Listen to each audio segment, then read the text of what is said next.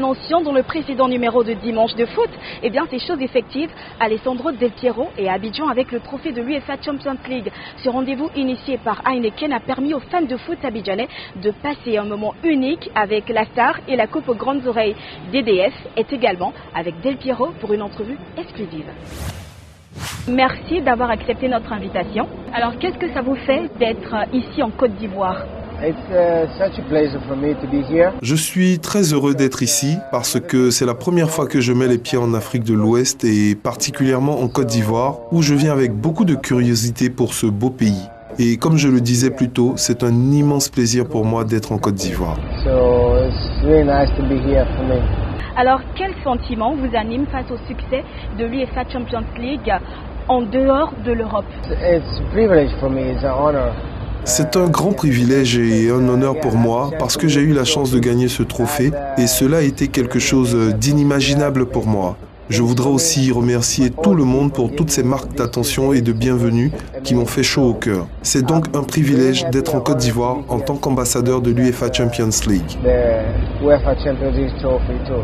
Il y aura bientôt les quarts de finale de la Champions League. Quelle est votre analyse de ces matchs qui se joueront ? Nous pouvons dire qu'à ce stade de la compétition, toutes les équipes qualifiées ont la possibilité de gagner ce trophée. Mais nous pouvons quand même faire ressortir 4 équipes qui sont un peu mieux outillées que les autres. Ce sont le Real Madrid, le FC Barcelone, Manchester City et le Bayern Munich. Mais cela sans toutefois négliger les autres équipes qualifiées parce qu'elles nous ont montré de très belles choses dans les tours précédents. Chaque match sera intéressant depuis le derby anglais entre Liverpool et Manchester City pour se terminer avec le grand match opposant le Real Madrid à la Juventus de Turin. D'autant plus que le Real et la Juve sont les 2 finalistes de la dernière finale. Et on peut remarquer que chaque fois sur ces 25 dernières années que la Juve a rencontré le Real avant la finale, la Juve l'a toujours emporté. Ce sera une très grande confrontation et un peu particulière pour moi parce que j'ai porté les couleurs de la vieille dame pendant 19 ans. Et pour le trophée, qui est votre favori ? C'est imprévisible et difficile, mais au vu de la production du jeu, nous pouvons dire que Manchester City propose le meilleur jeu. C'est magnifique ce qui arrive au Real de Madrid, parce qu'ils ont la possibilité de remporter le titre une 3e fois d'affilée avec de grands joueurs comme Cristiano Ronaldo. C'est vrai qu'ils ont des difficultés en Liga, mais quand cette équipe passe en mode Champions League, elle devient incroyable et elle peut battre n'importe quelle équipe. Alors, l'Italie ne disputera pas la Coupe du Monde. Quel est votre commentaire sur cet échec de la Squadra Azzurra ? Et le drapeau qui s'est levé. Et c'est terminé. C'est terminé. Pour la première fois depuis 60 ans, l'Italie va manquer une Coupe du Monde. C'était le paradis ou l'enfer pour l'Italie. C'est l'enfer pour la Nazionale.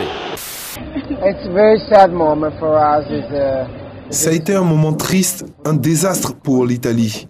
On n'avait pas connu de non-participation à la Coupe du Monde depuis 70 ans.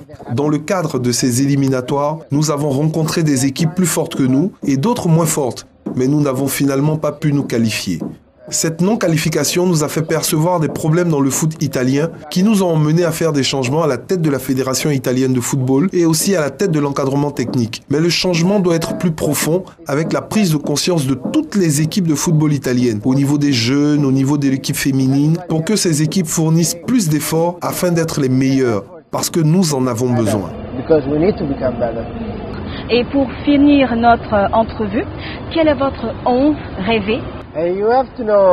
Vous n'êtes pas sans savoir que j'ai eu une longue carrière à la Juve où j'ai évolué pendant 19 ans.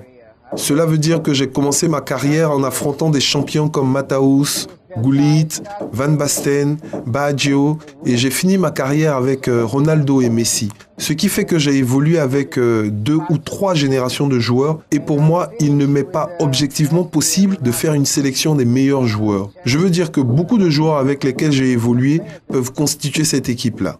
Et je suis heureux de pouvoir me souvenir de joueurs de mon âge ou de ma génération, comme Drogba, Kalou, Yaya Touré, Kolo Touré. Ce sont des personnes contre qui j'ai joué plusieurs fois et je suis très heureux de m'en souvenir aujourd'hui en étant en Côte d'Ivoire.